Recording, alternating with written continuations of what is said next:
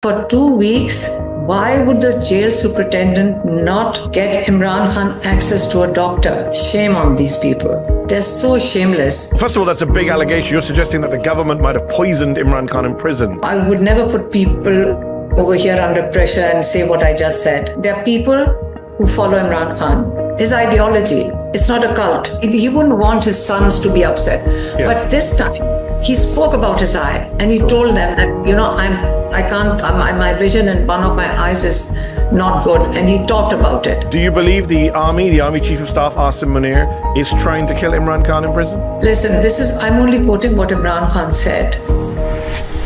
Welcome to another Zeteo Live Town Hall for subscribers. Appreciate you all joining us on this Thursday morning here in Washington, D.C. Although my guest is it's not morning where my guest is. She's in Islamabad, Pakistan. Alima Khan, sister of former Prime Minister, jailed former Prime Minister Imran Khan, joins us again from Pakistan live for this conversation with all of you and with me. Thank you so much for taking time out. Thank you, Mehdi, for having me on your program. So, unfortunately, you're not coming on the program with the best of news. One of the reasons we wanted to have this conversation is that there have been a lot of alarming reports recently about the state of your brother's health, specifically his vision. There are reports, and his lawyer, Salman Safdar, he visited your brother in mid-February. I think he was the first to visit for 7 weeks. What did the lawyer say about Imran Khan's eyesight specifically? Because there's been a lot of claims being thrown around, a lot of denials. What do you understand the state of his vision to be? Actually, Salman Safdar has been Imran Khan's lawyer for nearly over 3 years. So he's well acquainted with Imran Khan. So when he came and met us, we did not speak to him because he was representing the Chief Justice of the Supreme Court when he went to visit Imran Khan in jail. Wasn't Imran Khan's lawyer. So when he was going to prepare the report, we made sure we didn't speak to him about it till he presented it in the Supreme Court. But once he had presented it, we did sit with him, a few people in the Supreme Court before we went out to the media. And that was heartbreaking. What he told us was, I'm telling you, I broke down. And they kept saying, but you've got to be strong. I said, we know our brother. And the way we know what he was saying. And he said that when he asked him about his living conditions, the lawyer was tasked with checking his living conditions and what he eats, and he had to check on everything. So when the lawyer asked him about his living conditions and what sort of food he gets, he says, listen, I have no complaints.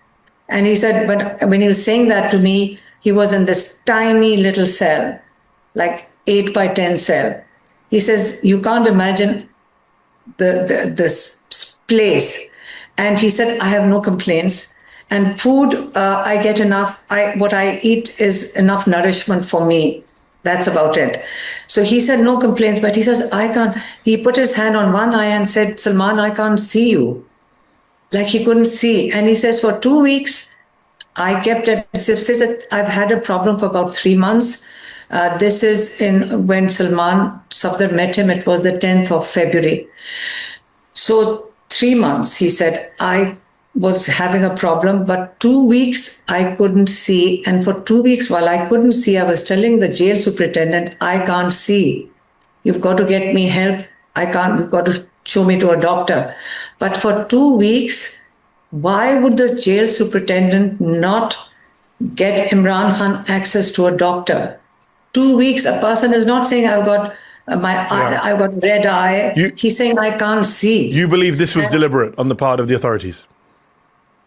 It's criminal. Imran Khan sent a message to file a criminal negligence case against him. We said, no, it's not criminal negligence. This is criminal. It's not negligence. Because somebody's telling you I can't see. Yes. And he's been diagnosed. He's been diagnosed with a blood clot, I believe, in his right eye, which has left him with 15% only in his right eye. Is he getting medical care now, Alima, since it's become an international story? The problem is that when Salman Safdar met him, he said it's been about a few days. He said a few days earlier to Salman Safdar's visit, he said a doctor had come with some equipment He measured my eyesight, and Imran Khan is the one who said that the doctor told him that you have about 15% after that measurement instrument, whatever measurement they gave him. He said you have about 15% eyesight and you might not get the rest of it back. And then another team goes in, because there was such an uproar in Pakistan about this, because it came through the Supreme Court. The report was released once it was handed over to the Supreme Court, that what they said is, okay, then they started, and we said we want him to be seen in a proper hospital facility where there are specialists. They have done everything not to let that happen. Now, the hospital that they're showing him in is a basic facility. There is no specialist over there for this sort of a thing. This is a very technically specialized situation. Plus, a lot of doctors who are specialists from all around the world have written to us. And Imran Khan's own doctors have been in touch with many. And they're saying that we have to investigate what is the underlying condition. Yes. There has to be some underlying condition, because he's an extremely fit person. So they can't say that he's got a heart problem, or he's got diabetes, or he's got, high blood pressure. These are some of the underlying conditions which he doesn't have. Yeah. So there has to be a reason. And one of the reasons that many have cited could be, I don't know, there's various names they've given us, but it could be poison. It could be some sort of a poison. They said there's no way. And if it is affecting one eye, it can now affect his other eye. Liking this video? Then don't just watch. Hit like, share and subscribe. And tap the bell so you never miss a video or live show.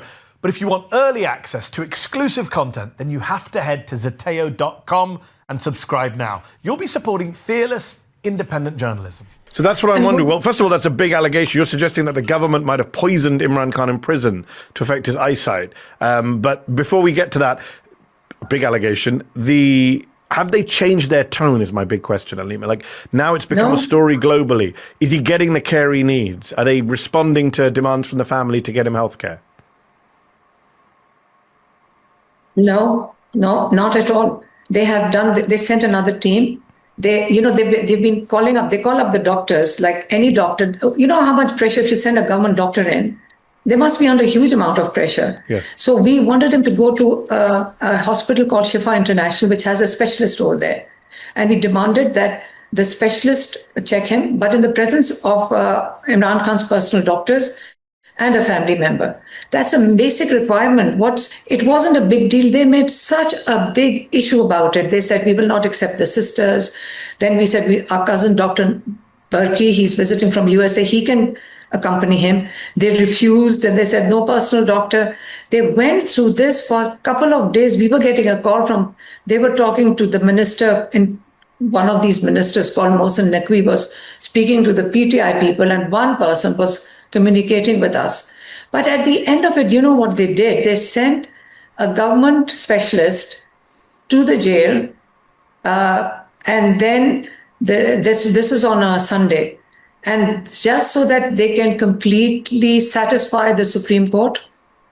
And they had a conversation with our doctor on the phone. And the specialist who was on the phone, like our doctors had recommended, he was on the phone. He heard them on the phone, the ones who had visited.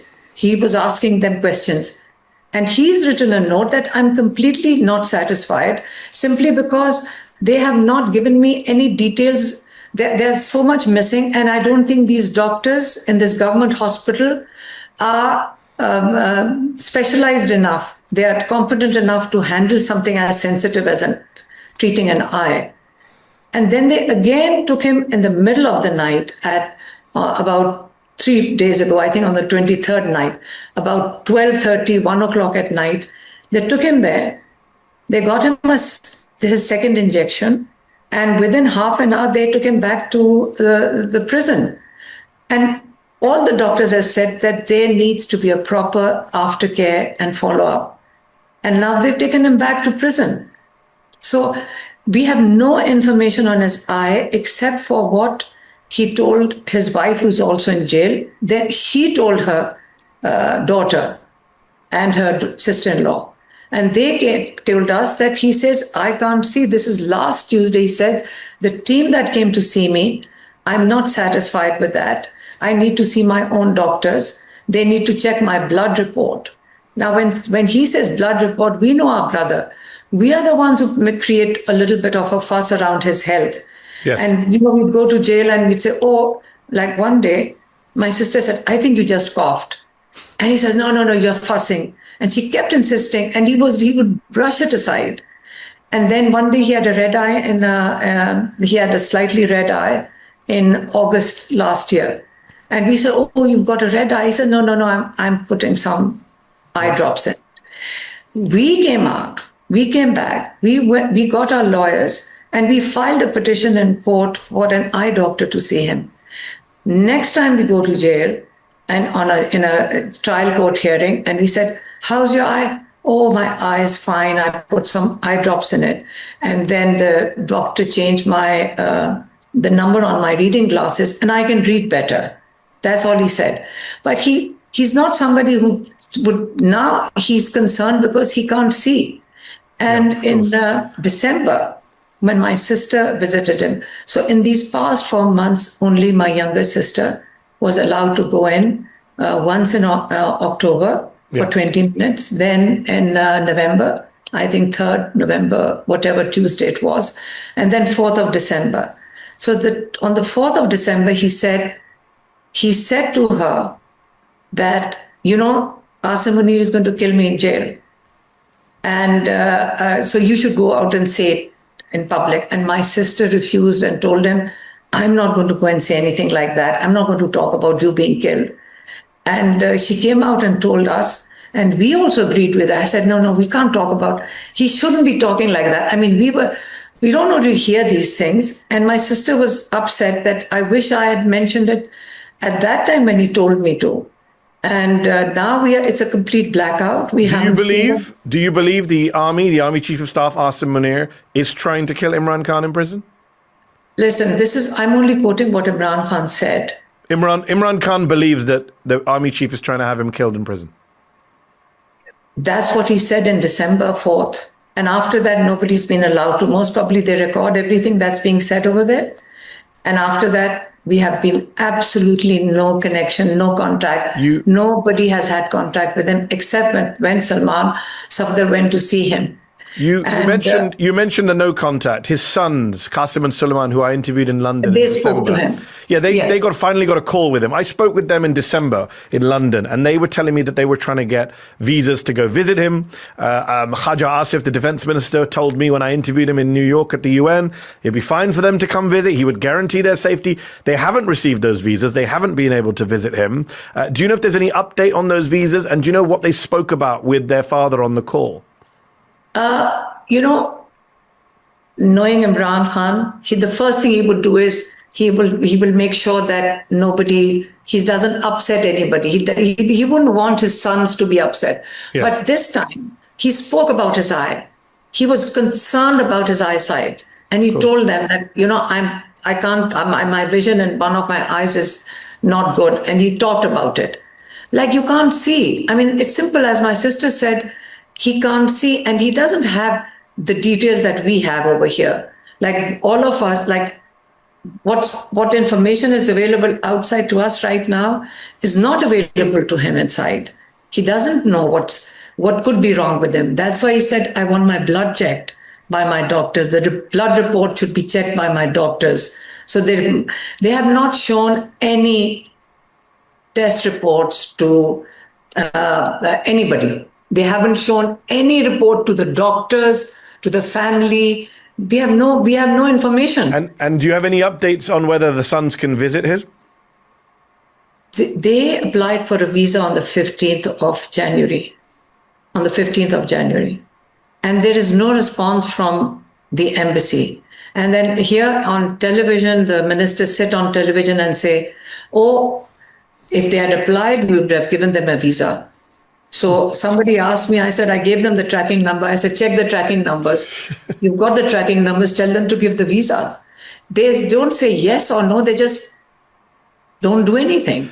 So they're not giving the boys any visa. He When I does. spoke to Qasem and Suleiman in December, after I spoke to him, the Pakistani Prime Minister spokesman, Musharraf Zaidi, he made several claims in response. One of them was, he told Zateo, there is no prisoner that has been afforded the kind of space and leeway Khan has enjoyed. He spends at least 6 hours a day outside the area where he sleeps. He has a cook exclusively assigned to him, and a medical officer in the prison checks every meal he eats. What is your response to the Prime Minister's spokesman's claims? Shame on them. Shame on these people. I mean, they're so shameless. The report that Salman Safdar has given, it's a detailed report that he presented in Supreme Court. Every prisoner in Pakistan, in every prison, except for the ones who sort of are convicted murderers, they are in high security cells. Except for them, everybody, every prisoner convicted on the trial is allowed to come out of his cell from dawn to dusk. This is for all prisoners. Even when we were in prison, we were allowed to come out. So everybody comes out and they are in the courtyards. They can roam around. They can go and make telephone calls. This is for normal prisoners, not for Imran Khan. He's supposed to be in high security, so they only allow him out in a particular courtyard. Yes. And he can spend time there. Now, we have no information. Remember, he did not talk about any of this. The Salman Safdar, who saw his cell, he says, when he said, remember, Imran Khan has conditioned himself. He tells us as well. I'll tell you what he tells us. He says, now being his younger sisters, we get a lecture from him sometimes. So we dare not ask him about his living conditions. He says, listen, there are needs and there are wants. If you condition yourself, wants are unlimited. But if you condition yourself to what does a human being need? You need subsistence, some food, and you need a place to sleep. And that's what he's conditioned him. What he does miss, and that which upsets him, and he mentioned it to Salman Safdar when he visited him, was his books. I'm under trial in a court in Rawalpindi. It's an anti-terrorist court. And I have gone to the judge with books for him. And I said, please, because they don't allow us to send him books, please send books for him. The judge personally sent his people to Adwala jail to deliver the books. And he told me, he said, out of 11, 2 books have come back, but 9 have been delivered to him. Next time I gave some more books. Well, we don't know if he can even read the books right now, given his eyesight situation. I want to take some questions from the audience before we run out of time. We've got some Zateo subscribers watching the conversation live. Subha Imtiaz says, hi, Alima. Sincerely hope your family is doing well in such a difficult time. My question is, do you think it is worth it, she says, for Mr. Khan to continue this resistance with a regime that is so corrupt? Is it worth it for him to lose his life for a country which has destroyed a national hero? I'm breaking down while writing this. It is not worth it. What's your response? Then you have to know Imran Khan.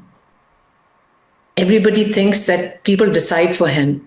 He's reached a point in his life where he has repeatedly told us also that, listen, he's standing up for his principles. So let me repeat his principles so that you'll understand what he's standing up for and what he believes in. He said, rule of law. Without the rule of law, no country can survive. Fair and free elections.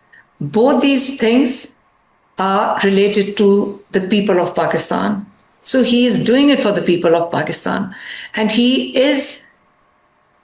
that's all he's saying. They say, oh, he's very rigid. You know what they want him to do? They want him to just leave the country or keep his mouth shut, don't speak, and let us continue with whatever we are doing. That's the problem. And he's saying, no, the people of Pakistan, he's been saying this for 30 years plus, that you have to stand up for your own rights. You have a right in this country. So if for somebody who's put in 30 years of his life, he has reached a point, he says, I'm answerable to Allah. And when I go and face my Allah, I will be able to say that I did the best what I could do. This is Imran Khan. And there's nobody, none of us, we are very proud of him. So We on believe that in note, him, Alima, but he won't give up. So on that note, Hussam Badi asks, with such treatment for the last few years, especially now with his eyesight, how is Imran Khan's morale lately? His morale and his physical fitness. One day we told him that, you're fitter in jail than you were outside. He says, well, I have all the time in the world, I'll exercise. He exercises. And he's very disciplined with his exercise. And obviously he gets more time, he exercises a lot more. So he keeps himself, his mind and his body. This is the challenge. What are the two things that have happened, which is why we are Imran Khan is in this situation? He refused to give up, one. And secondly, the people have refused to give him up. They isolated him. On that note, Raza Khan asks, why has the street movement not materialized? It is believed that 90%, that's what he says, of Pakistani supporters of PTI, people should be on the streets, led by PTI. Why not? Why aren't they? Actually, this is what, this thing, but they did when his eyesight problem was identified. That's when, when the people come out, they have come out on the 26th of November, and they came out in hundreds of thousands when they marched into Islamabad, were very peaceful. We were there. My sisters. So we don't take children into a place like this if there's going to be a problem. And they had sniper rifles shooting at peaceful protesters. So nobody wants to do something that will lead to people getting killed. It's not something, it will take a lot of courage for anybody to say, I'll take people out when they have snipers sitting on rooftops firing at them. But if they don't solve this thing, they know that there's anger that is brewing. As you pointed out that 90% people are standing behind him, and that is why he's in. Sorry, we had a bit of an issue there with your wife. There's a peril of doing the live chats. Let me ask her. Multiple people in the chat are asking. Ali Khan, who else? Nafisa Rizvi. Bunch of people are asking, what confidence do you have in the PTI leadership? I believe this week you criticized the leaders of Imran Khan's party for not taking a strong enough stand on his cases. What is your position on the current leadership of his party? No, what I did say was, remember, Imran Khan has repeatedly asked his top lawyers. He had a lot of top lawyers. In fact, it was easier in these difficult times for lawyers because somehow or the other, they don't, they don't take them on. They don't sort of put them behind bars, and they are very senior lawyers. And he's been repeatedly asking that they have to go to Supreme Court and to High Court and sit there till they can get Imran Khan's cases put on the list for hearing. Because what's been happening is the two cases in High Court on which he should be, and him and Bushra Bibi should be getting bail, this judge, the Supreme Court Chief Justice, has not let that case come up, has not heard the case since over 1 year. So what he wanted is that there are only two cases. If he gets bail in it, he should be a free man. That's why we were in High Court today. So he said, just to answer directly the question from people in the comments, do you have confidence in the leadership of Imran Khan? Well, that's why I addressed it, that Imran Khan has been asking for months now for the top lawyers to go and get the cases. And it's not happening. It wasn't happening. So it sounds like you don't have confidence in the leadership of your brother's party. No, it's not leadership. It's the lawyers. I was talking about the lawyers. So, they're all lawyers. There are lots of top lawyers. So I did say... But you're fine with how the PTI is behaving in Imran's absence? Listen, at the moment, as Imran Khan says, there are people who follow Imran Khan. His ideology. It's not a cult. They're following his ideology. They understand what he's saying. The young people understand what he's saying. But at the moment, the whole country is standing literally with him. The police, the military, everybody's standing with him. So it's only a matter of time. So because the country is standing behind him, in a police state like Pakistan right now, everybody's got pressure. And we appreciate that the people have pressure. everybody, they must be after everybody. But at least we have to stand, even if they put us behind bars. So we understand people must have pressures, but they have to stand for Imran Khan. They have to, it's PTI, they have to stand with him. Okay, couple of last questions. We're almost out of time. Couple of quick questions before we go. Faria Manzoor asks, what can Pakistanis living overseas do to help Imran Khan, not just to get him out of jail, but for him to be involved in free and fair elections? The overseas Pakistanis have been so supportive because they are living in freer societies. There's a rule of law over there. So they have had not the privilege, but they've been so supportive. The people in Europe, in USA, you've already been very supportive. It's been a big, big support when Pakistan was being in a fascist situation. A young boy, just to quickly tell you, a young boy, he does these blogs, and he was following and monitoring the jail. And he made a video of all the vehicles leaving the jail and coming to the hospital in the middle of the night. He was there Tuesday outside Adiala, where we are sitting outside the jail. Police picked him up. They took him away because he made a video. So today we were in the High Court. So there's a press room over there where you can have press conferences. When we went to the press room, the secretary of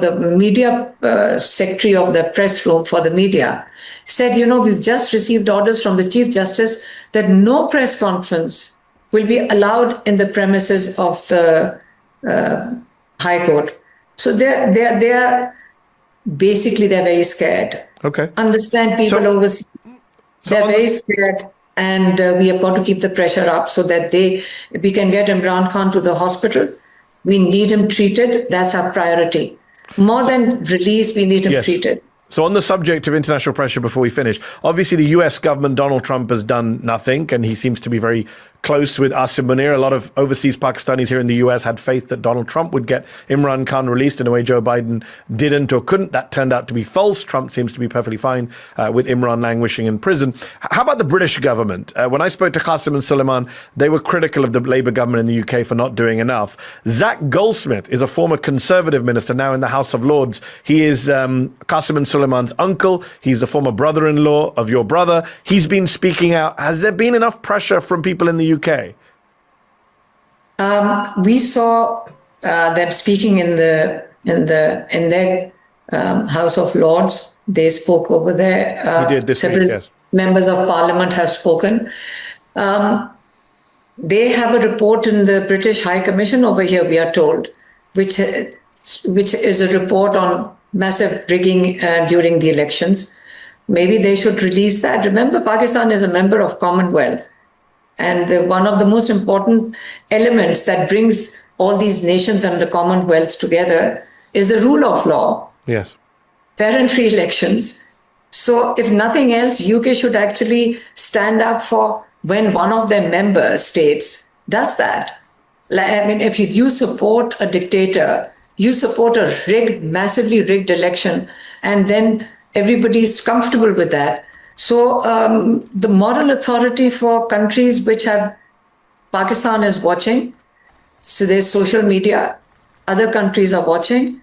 So the moral authority about democracy it gets quite damaged. And I want to ask a question from me, just before we finish. You've been charged under an anti-terror law for a protest, a sit-in you took part in November 2024. What is the latest on the case against you? Apparently they think you're a terrorist. No, that's not the case on me. The case on me is that I brought Imran Khan's message on the 22nd of November, in which, remember, it was, Imran Khan's call was that you have to, everybody has a right, it's your constitutional and democratic right to protest for the rule of law, for fair and free elections. That was Imran, and for human rights. So these were the 3 points for which I came and gave Imran Khan's message in front of the media cameras outside the jail. So that makes me a terrorist for bringing his message out. So what's the latest on the case against you? I think they're going to charge me. The sentences are read out and on television by their tout anchors, but they've already said that, oh, she's going to be charged for 5 years. The judges have absolutely, they must be under so much pressure. It's a sweet judge who sits there, but he doesn't seem to be in control. I mean, it's such a ridiculous case that he's running. I told the judge yesterday when I appeared in front of him, I said, and the prosecution, he said, the prosecutor said, we would put you behind bars today. I said, but what's your hurry? I said, remember one thing, protesting is allowed, peaceful protest is allowed to us by the Constitution. And you are challenging the Constitution. Yeah. And soon, all of you who are challenging the Constitution should be brought and, under the Constitution. And you should have charges put against anybody who frames, tries to put people in jail who are protesting for the rule of law. I told the judge, I said, we are protesting. This protest was for you people, for the judges, for the judiciary to be free. So they might, I think, wait another few weeks. Our lawyers are trying to prolong it by spending a lot of time with the witness, but most probably a few weeks. Okay. We will have to see what happens. Before they put me in jail. Oh, my word. Well, we appreciate you taking time out to talk to us while this is all going on with yourself and with your brother. We appreciate you speaking to us here at Zeteo and giving us an update on Imran Khan's health and situation. Thank you all in the chat for asking your questions. Thank you to those who joined us for this live conversation. Please do encourage friends and family to become Zeteo subscribers so we can do more journalism like this and cover international stories like this one that aren't being covered by a lot of our mainstream media. Alima Khan, thank you so much for your time. Mehdi, thanks a lot. Thank you very much, because in Pakistan, we can't, I would never put people over here under pressure and say what I just said. Thank you very much for having me on. Appreciate you. Stay safe.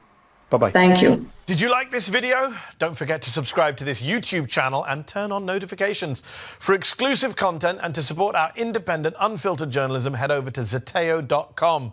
Your support matters.